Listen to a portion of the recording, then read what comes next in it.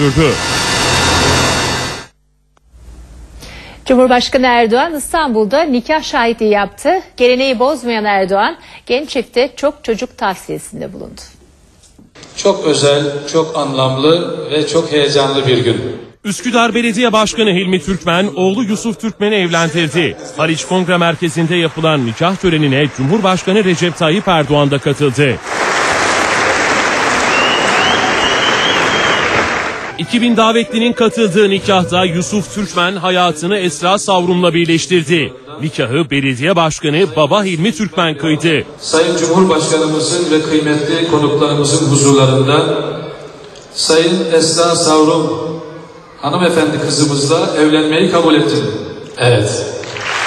Cumhurbaşkanı Erdoğan da damadın şahitliğini yaptı. Ve Sayın Cumhurbaşkanım şahit oldum. Allah'tan mutluluklar diliyorum. Evlilik cüzdanını geline veren Erdoğan çocuk tavsiyesini tekrarladı. Bir olur garip olur, 2 olur rakip olur, 3 olur denge olur, 4 olur bereket olur, gerisi Allah kerimdir.